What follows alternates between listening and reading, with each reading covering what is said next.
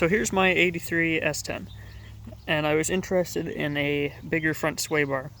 And I was wondering, could you just take a sway bar from a second generation Blazer 4x4, which has a larger sway bar, front sway bar that is, and I was looking and I couldn't find anything that anybody has done it before or anything like that. So I thought, well, it's impossible. But I don't know, I said, well, why don't I try? So I got one from a Blazer 4-wheel drive, and I wanted to put it in. So at first they look similar. Here is my original sway bar from my 83, and you can see I can't remember the dimensions, but there's some forums that they have all the dimensions, but pretty much it's exactly similar shape, but it doesn't have this hoop in it and this offset here, which this is for the steering box on that side, and then the idler arm over here gets close to it. So what I had to do to adapt the Blazer sway bar to the S10, which it's on here right now, so we can take a look.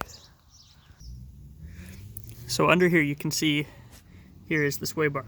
The mounts are the exact same size, just the bushings are different.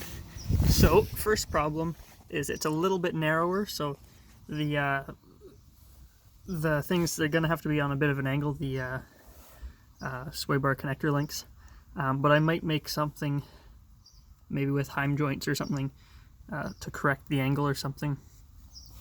But also I had to make a bracket that moves it forward. So you can see the original bolts in the back. So this is where I put the new one, and the original one is just behind it. So yeah, you can see it back there too. So they kind of rest on the head. If I had a thicker piece of metal, I could have countersunk the holes and then got some different bolts, but I just used what I had. So it's a head like a 1/2 inch, and then it also drops it down a little bit, but the down doesn't matter. What matters is the head a 1/2 inch for that clearance, and same thing down there with the idler arm. And with that it goes in.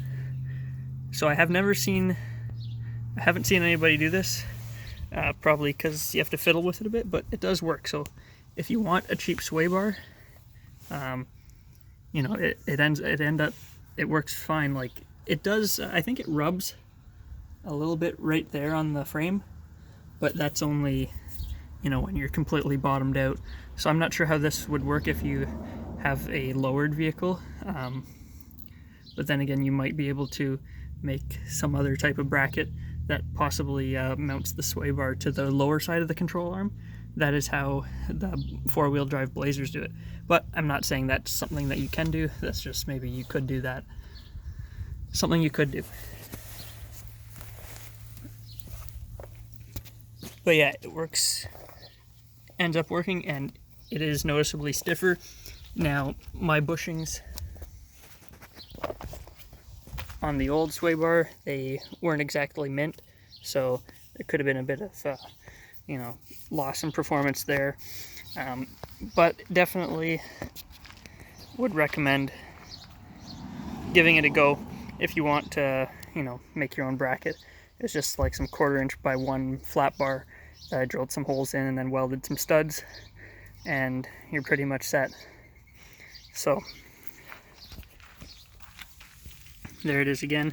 It does not hit anything on the steering or control arms.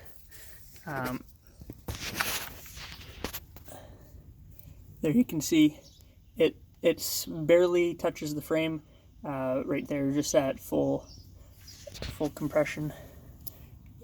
You can kind of see it's just enough room, it clears. But yeah, I would say that was a worthwhile upgrade, and it definitely feels a bit more sporty, especially with the V8 in the front. It has a bit more weight, but yeah, definitely, cheaper than buying a aftermarket kit. So I'd say give it a go if you want. That's what I did. Again, I haven't seen a video or anything on any forums or anything about people doing this, probably because they think it's a bad idea, but I like bad ideas. Sometimes they turn out good. So anyway, if you enjoyed this or if it was helpful, hit like, leave a comment what you think, and until next time, have a nice day.